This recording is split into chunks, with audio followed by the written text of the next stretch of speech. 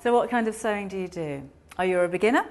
Or is it something specific, like you want to do patchwork or dressmaking or soft furnishings or crafting projects? The Singer 2263 can help you get that professional finish because you have stitches for different types of fabric. I'm going to show you stretch stitches in just a second. You have stitches for woven fabric, so that's practically any kind of dressmaking that you're going to be trying out. It's got a good motor, so it'll sew through heavy weights of fabric if you're making cushion covers or curtains. And if you are the patchworker, there are some beautiful decorative stitches to have a play with as well. Now then, the stitches are on the dial right in front of you. I like the S, I think that looks really retro.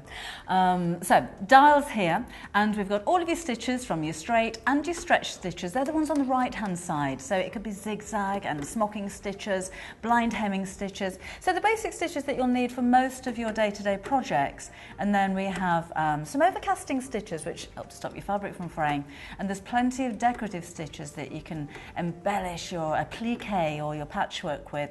And this time we've got a 4-step buttonhole.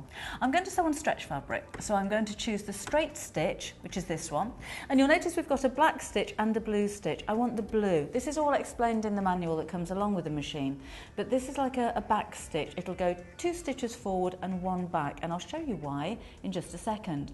Because I'm choosing the stitch on the right hand side, which is the blue, as you come up to the next dial I need to choose S1. So if it's the left hand stitch, then you use all of these numbers here, which will take you from a buttonhole all the way through to 4, which is your stitch length. But when I'm stitching with the right hand side, I turn that dial to S1. On the top of the machine we have a stitch width. Now I want that set on 0. If sewing on the stretch fabric, if you increase the width, it will give you a slight zigzag look, which is fine if you're using it as a decorative stitch, but I don't want to. Easy to thread. It does have a needle threader, and all of the diagrams are on top of the machine. There's the tension that you probably won't need to touch unless you're doing something like shearing elastic or you're sewing through very fine fabrics. Reverse slip is here, front loading bobbin, and at the moment I've just got the zigzag foot on the machine. It does come to you with a zipper foot and a foot for sewing buttons on. Now this is stretch fabric, and in fact let me show you the difference first of all. If I was just to use a regular straight stitch, so I'll choose that now just by going back to the regular stitch selection here, then as I start to sew, it looks fine.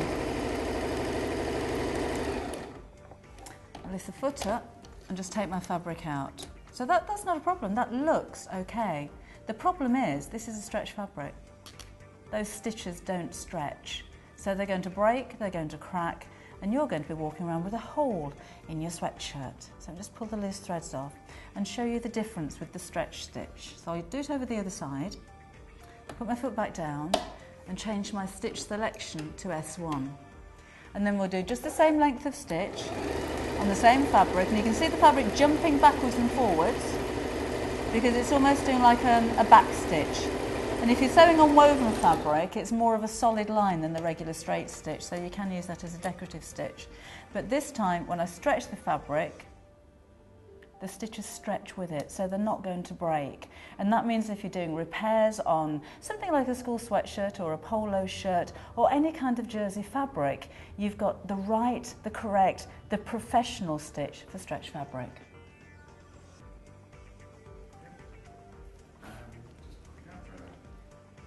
So you saw the machine performing on stretch fabric.